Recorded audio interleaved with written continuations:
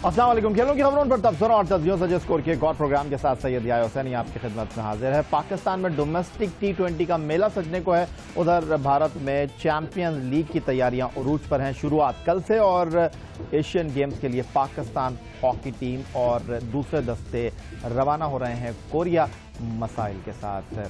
आज के इस प्रोग्राम में हम आपके लिए क्या कुछ लेकर आए हैं, पहले एक नजर सबसे पहले top score. Champions league 2014 Lahore Lions Jaipur में मुंबई इंडियंस से टकराने के लिए तैयार।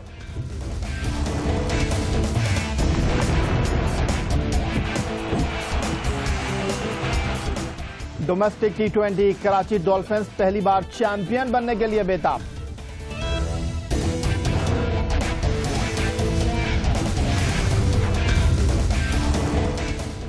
एशियन गेम्स हॉकी में एजाज का दिफा करने वाली कौमी हॉकी टीम खाली हाथ रवाना।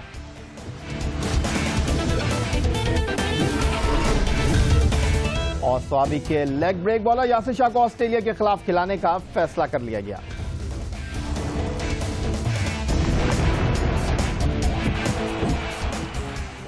प्रोग्राम की शुरुआत में बात करेंगे एशियन गेम्स 2014 कोरिया में मुनक्किद हो रहे हैं और पाकिस्तान हॉकी टीम इमरान की क़यादत में इस टूर्नामेंट में अपने एजाज का दिफा कर रही है। लेकिन एक ऐसी टीम जो इस टूर्नामेंट में पाकिस्तान को गोल्ड मेडल दिलवा सकती है वो पाकिस्तान की हॉकी टीम है। और हॉकी टीम के लिए इस गेम की शुरुआत ही कुछ अच्छे अंदाज में नहीं हुई है। पाकिस्तान ओलंपिक एसोसिएशन और पाकिस्तान स्पोर्ट्स बोर्ड का तनाज़ा और पाकिस्तान हॉकी टीम आज नहीं बल्कि कल रवाना हो चुकी है कोरिया के लिए बरास्ता बैंकॉक। और पाकिस्तान हॉकी टीम के खिलाड़ियों का डेली अलाउंस $150 योमिया है।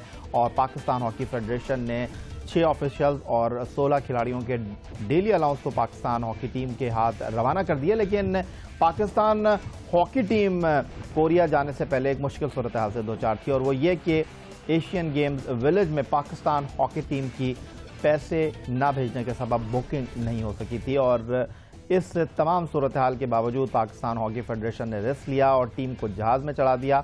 और पाकिस्तान हॉकी फेडरेशन के ओहदेदार इस्लामाबाद में चक्कर पर चक्कर लगाते रहे। इन एशियन गेम्स से पहले पाकिस्तान ओलंपिक एसोसिएशन और पाकिस्तान स्पोर्ट्स बोर्ड के नुमाइंदों से गुफ्तगू करते रहे कि किसी तरह 30 लाख रुपए एक अंदाजे के मुताबिक अखराजात पाकिस्तान हॉकी टीम के लिए थे एशियन गेम्स विलेज में और ये पाकिस्तान स्पोर्ट्स बोर्ड को अदा करने थे। और इत्तलात के मुताबिक जब पाकिस्तान हॉकी टीम लाहौर से कोरिया के लिए रवाना हुई तब तक पाकिस्तान हॉकी टीम के विलेज के अखराजात जो हैं वो वहां भेजे नहीं गए थे।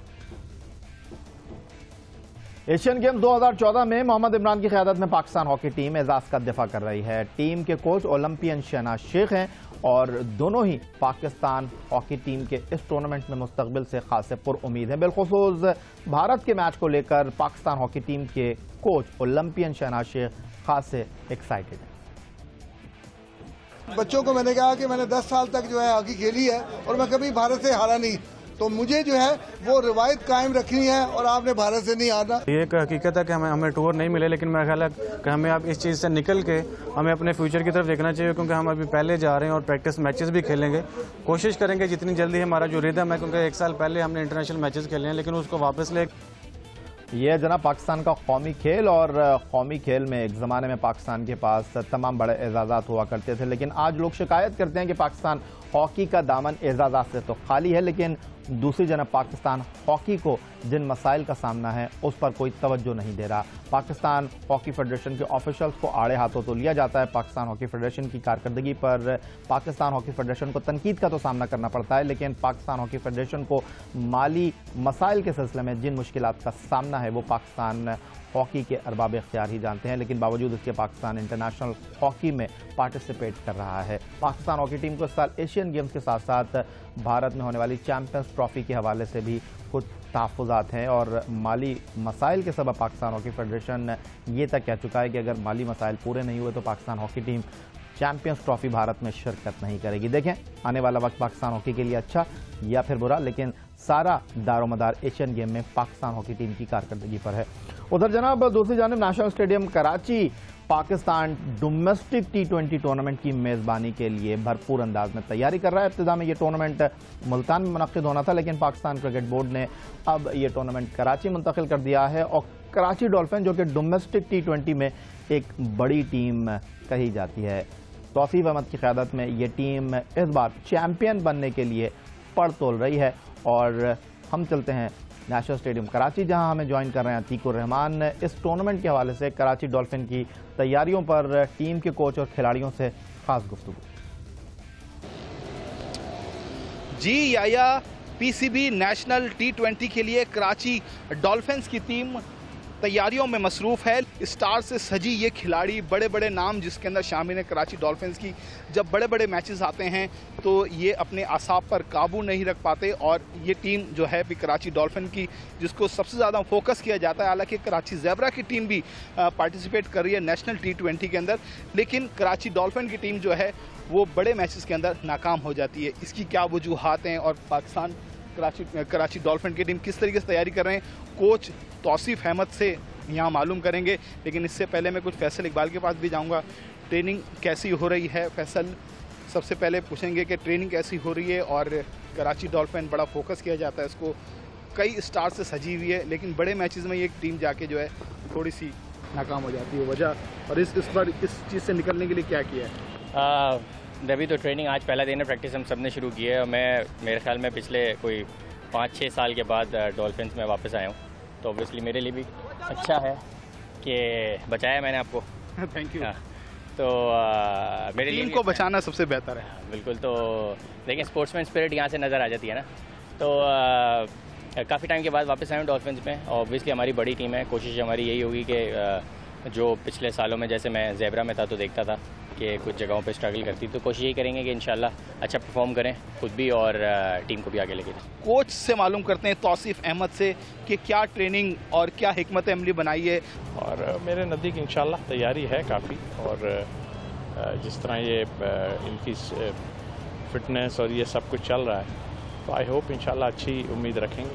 कोई ख़ास प्लान किया है इस बार इस टीम को कुछ ख़ास नई जान डालने के लिए, कोई नया पन करने के लिए? लेकिन जो सीनियर प्लेयर्स तो हैं वो अपनी जगह, 2-3 प्लेयर हमने जो है अंडर 19 से जब से आ रहे थे उनको भी इसमें इंक्लूड किया है। मौका मिलने पे उनको भी हम चांस दे सकते हैं। बहरहाल एक एक्सपीरियंस और यंग का 2-3 का जो है कॉम्बिनेशन हमने किया है। और ये नहीं कि प्लेयर खेलें ही, इन लोगों के साथ ही रहते हैं तो फिर भी उनको काफ़ी मदद मिलती है इस चीज़ से, उस प्रेशर का पता चलता है प्लेयर्स को। तो आने वाले वक्त में जब ये प्लेयर नहीं हो तो वो टीम का हिस्सा बन जाते हैं। Thank you. तो साहब सरफराज अहमद से मालूम करते हैं, श्रीलंका के खिलाफ टेस्ट सीरीज़ में इंतहाई शानदार परफॉर्मेंस देकर आए हैं सरफराज, पाकिस्तान टीम के विकेट कीपर बैट्समैन। ये किस तरीके से हैं कराची डॉल्फिन्स की टीम की तैयारियों को? सरफराज बहुत अच्छे फॉर्म के अंदर हैं और T20 है, वो तो आपने टेस्ट खेला, तो यहाँ भी कुछ फास्ट अंदाज में आपको परफॉर्म नजर आएगी? नहीं, बिल्कुल। जिस तरह अभी T20 टूर्नामेंट शुरू होने वाला है तो उसी की तैयारी के लिए हमारी टीम का यहाँ पे कैंप स्टार्ट हो गया, तो ये कोशिश करेंगे कि अच्छा परफॉर्म करें और जो T20 की डिमांड है उसी के मुताबिक खेलने की कोशिश करेंगे इंशाल्लाह। कहाँ देख रहे हैं अब अपनी टीम को, कराची डॉल्फिन की टीम को, क्योंकि बड़े स्टार हैं, बड़े नाम हैं और प्रेशर भी ज़्यादा होता है, तो कहाँ तक जाएगी टीम? नहीं, बिल्कुल। देखें टीम तो माशाल्लाह काफ़ी अच्छी है, बहुत बैलेंस टीम है, ज़बरदस्त टीम बनी है, तो इंशाल्लाह उम्मीद है कि जो लड़के हैं अगर इंशाल्लाह अपने पोटेंशियल पे हम लोग इंशाल्लाह खेलेंगे तो टीम को इंशाल्लाह फाइनल में पहुंचने की और जीतने की कोशिश करेंगे इंशाल्लाह।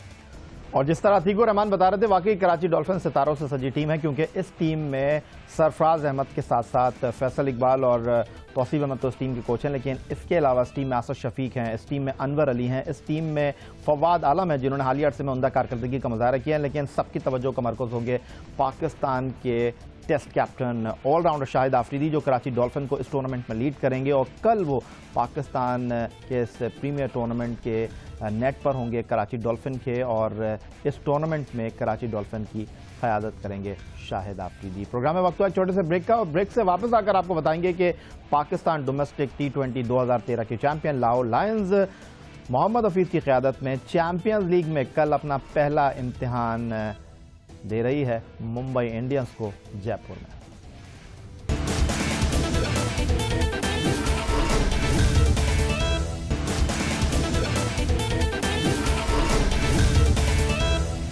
ब्रेक से पहले बात कर रहे थे कुछ डोमेस्टिक T20 टूर्नामेंट की जो कि कराची में शुरू होने जा रहा है और इसमें 16 रीजन की 18 टीमें पार्टिसिपेट कर रही हैं। उधर दूसरी जानिब लाहौर लायंस की टीम मोहम्मद हफीज़ की क़यादत में जयपुर पहुंच चुकी है, जहां इस टीम ने प्रैक्टिस भी की है और कल ये टीम जनाब जयपुर में मुकाबला कर रही है चैंपियंस लीग क्वालिफाइंग राउंड में मुंबई इंडियंस का।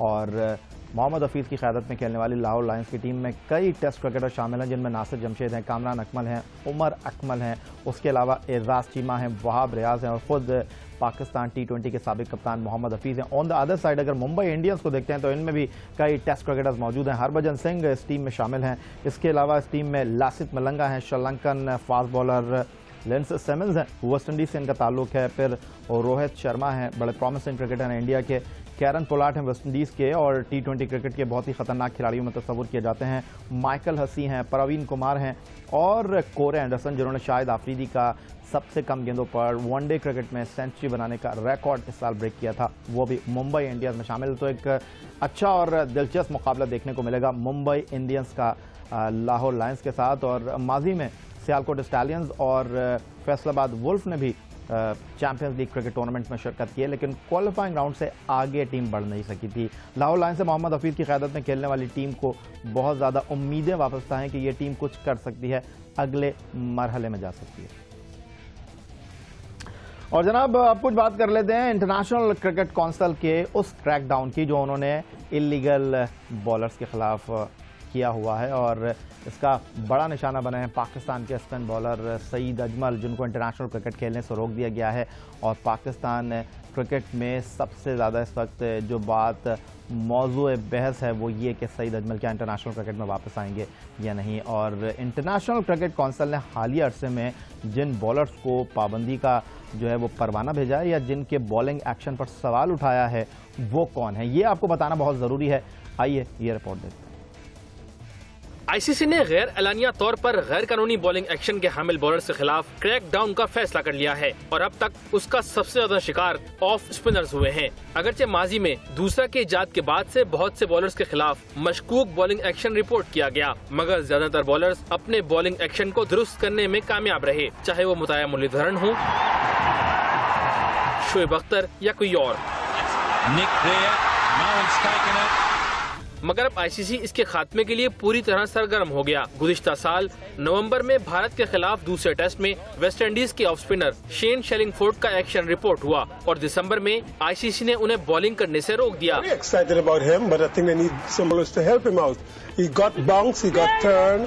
शेलिंगफोर्ड 16 टेस्ट में वेस्ट इंडीज की नुमाइंदगी कर चुके हैं, जहां उन्होंने 34.55 की औसत से 70 विकेटों को अपने रिकॉर्ड बुक की जीनत बनाया और वो वेस्ट इंडीज के कामयाब बॉलर शुमार हो रहे थे, मगर उनकी कोहनी के 15 डिग्री से ज्यादा खम ने उन्हें इंटरनेशनल क्रिकेट से दूर कर दिया। उसके बाद 21 जून को न्यूजीलैंड के spinner Kane Williamson West Indies के खिलाफ दूसरे टेस्ट में मशकूक बॉलिंग एक्शन के जद में आए। केन विलियमसन कीवी टीम के बेहतरीन ऑलराउंडर्स में शुमार होते हैं, जहां उन्होंने 34 टेस्ट में बॉलिंग करते हुए 24 विकेटें हासिल की हैं। श्रीलंकन ऑफ स्पिनर सेनानायके के दौरा इंग्लैंड में मशकूक बॉलिंग एक्शन के कानून में जकड़े गए। उनका टेस्ट कार्डिफ में हुआ, मगर उनकी कोहनी में भी 15 डिग्री से ज्यादा कम रिपोर्ट हुआ, जिसके बाद 13 जुलाई को उन्हें इंटरनेशनल क्रिकेट में बॉलिंग करने से रोक दिया गया। सेनानायके 3 फॉर्मेट खेल चुके हैं और वनडे क्रिकेट में 37 मैचेस खेलकर 40 बैट्समैनों को पवेलियन भेज चुके हैं। Too much? Has it done too much? No, the finger goes up. It's the off spinner from Sananayake or a quicker ball that has caught Jordan on the crease. Bangladeshi bowler सोहाग गाजी 24 अगस्त को West Indies के खिलाफ दूसरे one day international में report हुए। सोहाग गाजी 10 test में 38 और 20 वनडे में 22 विकेटें अपने रिकॉर्ड बुक में दर्ज करा चुके हैं। All around. Oh, that's gone. Marlon Samuels, one hand off the bat. And not in control at all. Shohag Ghazi strikes and the crowd erupt. Bangladesh के फास्ट बॉलर अल-अमीन भी आईसीसी के क्रैकडाउन का शिकार हो गए। वेस्ट इंडीज के खिलाफ match के बाद उनके बॉलिंग एक्शन को मशकूक करार दिया गया। अल-अमीन अभी अपने करियर के इब्तिदाई दौर में थे। उन्होंने 4 टेस्ट में 3 और 9 वनडे इंटरनेशनल में 16 विकेटों को हासिल किया है। Edged and taken. Excellent delivery. तो ये जनाब वो मुख्तसर कहानी जो इंटरनेशनल क्रिकेट काउंसिल ने शुरू कर रखी है गुज़िश्ता 18 माह से और इस एक्शन के नतीजे में कई बॉलर अपने बॉलिंग एक्शन पर उठने वाले सवाल का जवाब देने में नाकाम रहे। पाबंदी का सामना उनको करना पड़ा है। कुछ बॉलर्स के बॉलिंग एक्शन पर इंटरनेशनल क्रिकेट काउंसिल ने तहफ़्फ़ुज़ात का इज़हार किया है। कौन थे वो बॉलर, ये आपने इस रिपोर्ट में देखा। उधर दूसरी जानिब पाकिस्तान क्रिकेट में कई मजाक ऐसे हैं जिस पर हंसी आए भी तो हंस नहीं पाते, और उनमें से एक ऐसा मजाक पाकिस्तान क्रिकेट के साथ कुछ अरसे पहले हुआ और पाकिस्तान क्रिकेट बोर्ड को सकलैन मुश्ताक ने बॉलिंग कोच की हैसियत से दरख्वास्त भेजी। पाकिस्तान क्रिकेट बोर्ड ने इसे रद्द कर दिया। मुश्ताक अहमद का इंतखाब हुआ और अब वही ठुकराए हुए सकलैन मुश्ताक पाकिस्तान आ रहे हैं। सईद अजमल के बॉलिंग एक्शन को दुरुस्त करने के लिए लोग सवाल कर रहे हैं कि अगर पाकिस्तान टीम मैनेजमेंट में इतने अहलियत रखने वाले लोग नहीं हैं तो फिर इस टीम मैनेजमेंट की ज़रूरत क्या है। हमारे यहाँ too heavy coaching staff, bowling coach है, बैटिंग कोच है, स्पिन बॉलिंग कोच है, फास्ट बॉलिंग कोच है। अब आप कहाँ तक ही करते रहोगे? मेरे ख्याल से कि तो फिर चीफ कोच का मकसद क्या हुआ, वो क्या करता है? तो ये और से हम देखेंगे और देखेंगे कि टॉप हैवी ज़्यादा तो नहीं है कोचिंग स्टाफ। ये थे चेयरमैन पीसीबी शहरियार खान, जिन्होंने दौरा श्रीलंका में 10 अरकान पर मुश्तमिल टीम मैनेजमेंट के बारे में अपने तहफ़्फ़ुज़ात का इजहार किया था। लेकिन अब देखना यह है कि दौरा श्रीलंका में तो कौमी टीम को टेस्ट और वनडे सीरीज में शिकस्त का कड़वा घूंट पीना पड़ गया। This time it's gone for 4 and that's Dilshan's 50 and with it the Sri Lankan win. अब यूएई में कौमी टीम तैयारी कर रही है ऑस्ट्रेलिया और न्यूजीलैंड से पंजा आजमाई की। कौमी टीम के सबसे ही बेशतर क्रिकेटर्स लाहौर मधु किए गए, जहां उनका फिटनेस टेस्ट लिया गया। दूसरी तरफ पाकिस्तान टीम मैनेजमेंट के लिए ये बुरी खबर भी सब पर आया है कि मुमकिन है सईद अजमल ऑस्ट्रेलिया के खिलाफ सीरीज के लिए दस्तयाब ना हो। ये सब बातें अपनी जगह, लेकिन कौमी टीम के हेड कोच वक़ार यूनुस जो माहाना 14 लाख रुपए पाकिस्तान क्रिकेट बोर्ड से तनख्वाह की मद में ले रहे हैं, वो इस मुश्किल सूरत हाल में पाकिस्तान में है ही नहीं, बल्कि किसी गैर मुल्की कोच की तरह अपनी फैमिली से मिलने इन दिनों ऑस्ट्रेलिया गए हुए हैं। पाकिस्तान क्रिकेट बोर्ड ने ना तो वक़ार यूनुस के जाने की खबर दी, ना उनके आने के हवाले से कुछ कहा। अलबत्ता अखबारी इत्तलात हैं कि वक़ार यूनुस कल लाहौर पहुंच रहे हैं। उधर साबिक टेस्ट स्पिनर सकलैन मुश्ताक के बारे में इत्तलात हैं कि वो सईद अजमल की बॉलिंग एक्शन की मुश्किल को हल करने के लिए 22 सितंबर को लाहौर पहुंचेंगे। सकलैन मुश्ताक की आमद के बाद एक सवाल तो जहन में ये उभर रहा है कि अगर वो इतने ही अच्छे थे तो क्यों पीसीबी ने उन्हें नजरअंदाज करके बॉलिंग कोच के लिए मुश्ताक अहमद का तकर्रुर किया, और क्यों पाकिस्तान क्रिकेट बोर्ड के साथ पिछले 2 साल से मोहम्मद अकरम जुड़े हैं और माहाना 6 लाख रुपए वसूल कर रहे हैं। इस बात का खुलासा तो साबिक टेस्ट कप्तान आमिर सुहेल कुछ इस अंदाज में कर रहे हैं। अब आपने एक कोचेस की फौज तैयार की, अब आप सकलैन मुश्ताक को उसको एक्शन ठीक करवाने के लिए बुला रहे हैं, तो इसका मतलब यह है कि यहाँ पे जो बंदे आपने रखे हुए उनको किसी को नहीं पता। और जब नेशनल कोचिंग पैनल आप लगा रहे थे तो उस वक्त आपने ये देखा नहीं कि मैंने फरवरी में कह दिया था कि ये सईद अजमल बैन हो जाएंगे, तो आपने ध्यान ही नहीं दिया। और आपके जो जितने भी कोचेज़ हैं इन्होंने किसी चीज़ को देखा ही नहीं, तो जिसका धचका आपको अब लगा। ये थे जनाब पाकिस्तान के फॉर्मर कैप्टन आमिर सुहेल, जिनका कहना यह था कि पाकिस्तान क्रिकेट टीम की मैनेजमेंट बहुत से सवालों का जवाब नहीं दे रही। शायद उनके पास इन सवालों के जवाब ही नहीं है, लेकिन एक सवाल बहुत इंपॉर्टेंट है, वो ये कि अगर सईद अजमल नहीं खेलेंगे तो पाकिस्तान क्रिकेट बोर्ड के पास स्पिनर्स के हवाले से ऑप्शंस क्या होंगे। पाकिस्तान क्रिकेट बोर्ड ने इस बारे में न सिर्फ सोच विचार की है बल्कि कई स्पिनर्स को लाहौर मधु भी किया गया। आपको बताएंगे एक छोटे से ब्रेक के बाद कि क्या हुआ उन स्पिनर्स का और कौन ऑस्ट्रेलिया के खिलाफ मुंतखब हो गया।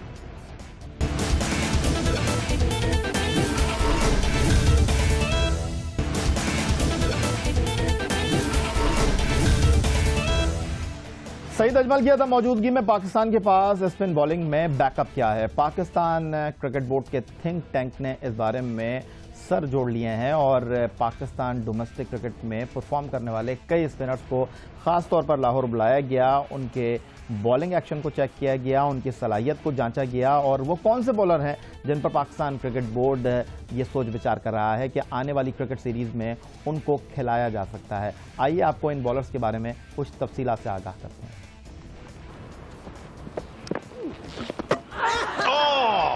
What about that? There it is, the Dusha.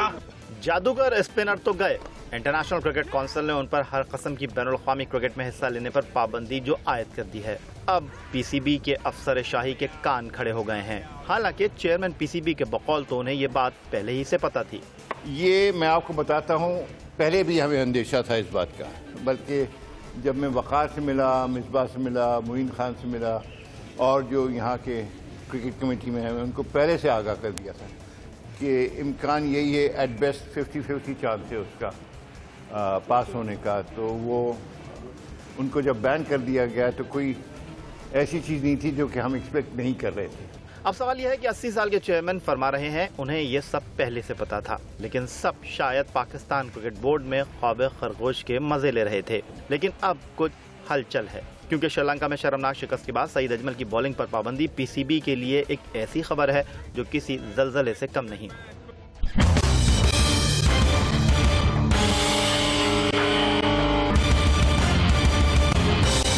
Saeed Ajmal की अदम मौजूदगी में पाकिस्तान क्रिकेट बोर्ड के थिंक टैंक ने ऑस्ट्रेलिया और न्यूजीलैंड के खिलाफ सीरीज के लिए कई ऑप्शंस पर गौर शुरू किया है। कौन है वो बॉलर्स और क्या करते हैं, ये जानना आपका जरूरी है और हमारा आपको बताना। तो आइए आपको बता देते हैं इसमें क्या बुराई है। ये हैं दाएं हाथ से गेंद करने वाले ऑफ ब्रेक बॉलर आतिफ मकबूल, जो इस साल नवंबर में अपनी 33वीं सालगिरह मनाएंगे।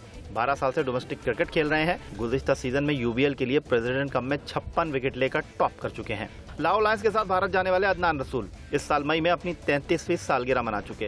दाएं हाथ के off break first class cricket में 142 विकेटें हासिल कर चुके हैं। 28 साल के leg break bowler Yasir Shah Pakistan के लिए 2011 के दौरे जिम्बाब्वे में 1 वनडे और 2 T20 खेलने का तजुर्बा रखते हैं। 23 साल के Shahzeb Ahmed Khan leg break bowler 2007 में पाकिस्तान अंडर 19 के साथ इंग्लैंड का दौरा कर चुके हैं। शाहजेब के साथ इंग्लैंड का दौरा करने वाले मोहम्मद आमिर, उमर अमीन और अहमद शहजाद पाकिस्तान के लिए टेस्ट खेल चुके। और सबसे आखिर में बात हो जाए डोमेस्टिक क्रिकेट में मैच रेफरी के फराइज अंजाम देने वाले इलियास खान के फर्जंद जुनैद इलियास की, दाएं हाथ के ऑफ ब्रेक बॉलर भी इन बॉलर्स में शामिल हैं जिन्हें लाहौर बुलाया गया। तो जनाब, पाकिस्तान क्रिकेट बोर्ड के थिंक टैंक ने इन बॉलर्स को लाहौर बुलाया, लेकिन क़ुराए फ़ाल किसके नाम निकला है, कौन ऑस्ट्रेलिया के खिलाफ सीरीज में खेलने जा रहा है? जी हाँ जनाब, इस बात पर सभी पर्दा हटा देते हैं और पाकिस्तान क्रिकेट बोर्ड के थिंक टैंक ने फैसला ये किया है कि 2011 में जिम्बाब्वे का दौरा करने वाले दाएं हाथ के leg break bowler Yasir Shah, जो कि 2 मई 1986 को पैदा हुए और रीजन में वो एबटाबाद के लिए खेलते हैं और सोई नॉर्दर्न गैस के लिए वो डोमेस्टिक क्रिकेट खेलते हैं, उनको ऑस्ट्रेलिया के खिलाफ मौका दिया जाए। पाकिस्तान क्रिकेट में स्पिन बॉलिंग के हवाले से सईद अजमल की अदम मौजूदगी में जो खला पैदा हो गया है उसको पुर करने की कोशिश की जाए और यासिर शाह को मौका दिया जाए। और यासिर शाह 2011 के दौरे जिम्बाब्वे में 1 वनडे और 2 T20 खेल चुके हैं। सवाल ये पैदा होता है कि अगर यासिर शाह को यहाँ मौका देना था तो 3 साल उनको क्यों नज़रअंदाज किया गया। और अब 28 साल की उम्र में यासिर शाह ऑस्ट्रेलिया के खिलाफ यूएई में टेस्ट क्रिकेट में अपना डेब्यू के लिए बहुत ज़्यादा पुरुमीद हैं। तो जनाब, यही था हमारा आज का ये प्रोग्राम। आप हमें ईमेल कर सकते हैं score@geo.tv पर, फेसबुक पर आप विजिट कर सकते हैं हमारा पेज score.geo-news, और अगर आप ट्विटर पर मुझसे रब्ता करना चाहते हैं तो बहुत ही आसान पता SAI हुसैनी। और हफ्तावार तातील के बाद जनाब स्कोर की टीम के हमरा आपसे अगली मुलाकात बरोज़ पीर होगी। तब तक के लिए सैयद याया हुसैनी को स्कोर की पूरी टीम के साथ इजाज़त दीजिए, दुआ के साथ, इस उम्मीद के साथ, इस तवक्को के साथ कि पाकिस्तान में खेल और खिलाड़ी तरक्की करते रहें। अल्लाह हाफ़िज़।